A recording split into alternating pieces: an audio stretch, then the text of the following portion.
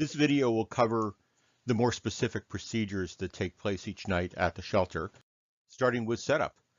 Setup varies with each shelter site, so each week is going to be different. This is just giving more of the general ideas, but on each week's move-in day, the first night's evening team leader needs to determine the best setup.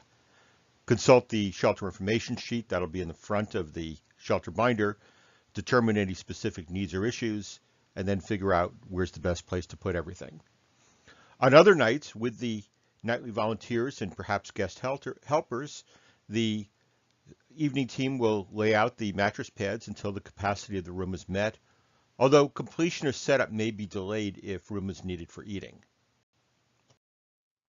So setup includes setting up the mattress pads, the volunteer area, a bedding distribution area, smoking area, and tents if needed. When mattress pads are laid out, make sure you're allowing adequate space between them for guests to walk. If possible, or if required by the host facility, provide a separate area for female guests. Again, it depends on the facility, but dogs might be placed in a separate area. And it's important to make sure there's a large pathway left to all exits, entrances, and restrooms. The volunteer area will be a table and chairs for the volunteers, particularly for the overnight crews. The medication and supply cabinet should be behind the table if possible. There should also be a bedding distribution area. This is going to have a table for volunteers and room for both last nights and new bedding bags. Identify the smoking area and set out the ashtrays. That might need a tent, depending on the weather and what we have available. Meals. Meals are being provided either by the host church or by other providers. So upon arriving at the shelter space, the meal provider should contact the evening team leader, who will identify the location and provide any information updates. With the evening team, set up tables if they're not already in place, set up the serving area as appropriate, and guests will line up and go through the serving line. Serving can begin upon arrival of the first bus. That's probably around 6:45 to 7, but no seconds should be allowed until all guests from the last bus have been served. This should be confirmed between the evening team leader and the intake team leader, and then communicated to the meal provider. Once all guests have been served, the meal provider should clean up the serving area, return any tables to their appropriate place, and trash should be taken out to the dumpster or other disposal site.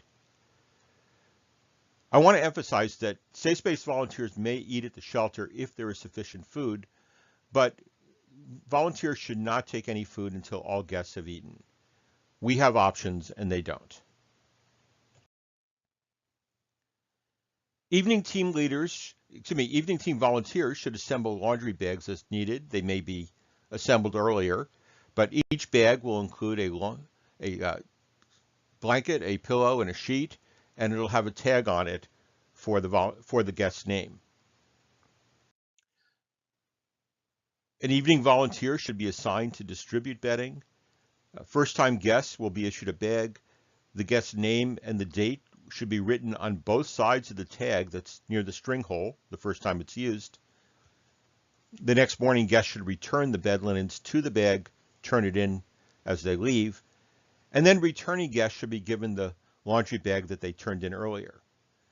The evening team volunteer who's assigned to distribute bedding should help guests find their bags and then make a hash mark with a marker on the tag to track the guest using the bedding for another night. Washing the bedding is one of our bigger expenses, and we try to reuse the laundry for a week. Guests can make special requests, an extra blanket, sheet, or pillow, and if they're available, they certainly can be given.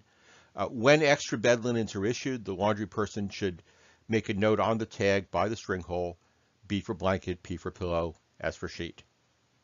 This tracks what's in the bag and also hopefully discourages hoarding. When a guest tag has 6 hash marks, that bag should be separated in the morning. The contents will be consolidated in bags with other guests' dirty laundry for washing, and the tags will be removed and thrown away. Safe Space maintains a limited supply of over-the-counter medication. These include cold medicines, analgesics, stomach medicine, usually anti-nausea, anti-diarrheal. We also keep basic bandaging supplies, earplugs, and similar supplies. An evening volunteer should be stationed at or near the volunteer area, which includes the medication storage cabinets. Guests may request the medicine or supply, and they'll be given to the guest who must be able to take them without assistance. Anything issued to guests should be logged in the medication book, the date and time, the name of the guest, and the item that is issued. Safe Space volunteers are not medical providers and should not be providing medical care directly. Anything given out should be taken by the guest, and if the guest is unable to do so, if they need additional medical assistance, transportation can be arranged to a medical facility. Remember, when all else fails, or if you don't know what's going on, call 911. Morning cleanup. The shelter should be cleaned up each morning by the morning team with the help of guest volunteers. The goal is to return the shelter to the church in as good a shape as we received it, and this is particularly important on move-out day. Cleaning supplies are provided by Safe Space. They're in one of the big plastic boxes. And the morning team leader should seek volunteers from among the guests to do the cleaning. As we know from past years, sometimes they just volunteer without even being asked, but we want to try to make sure that we get as much participation as possible in the morning cleanup.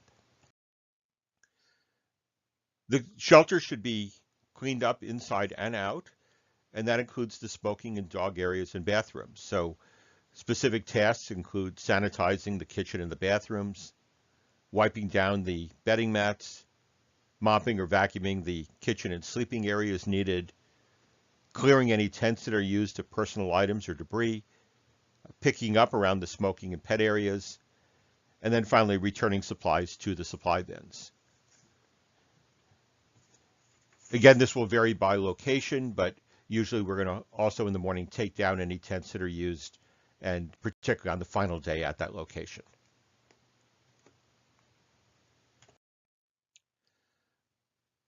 Property return will be a little bit different this year because we'll have the property transport truck, but the goal continues of returning all guest belongings. Guests should take their belongings with them each morning, and there should not be any bags left for storage with Safe Space. We're going to store the bags overnight in the property truck. The truck keys will be in the administration box, so return them there when they're done. If possible, arrange the bags in numerical order to facilitate the return. Make sure that the name and number on the bag matches the guest's name and number before giving the bag back.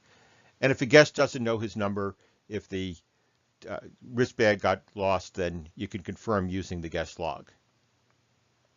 Some guests have been collecting the tags, and that gets a little confusing for intake, so please clip the bands off the guest wrists with the scissors that you'll have with you and give them their bag back at that point.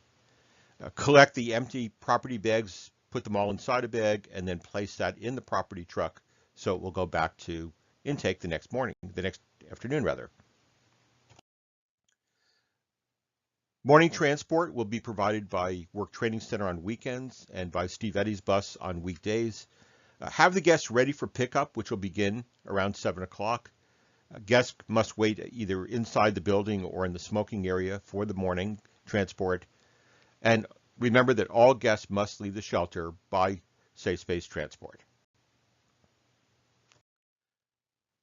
The next video will cover shelter policies.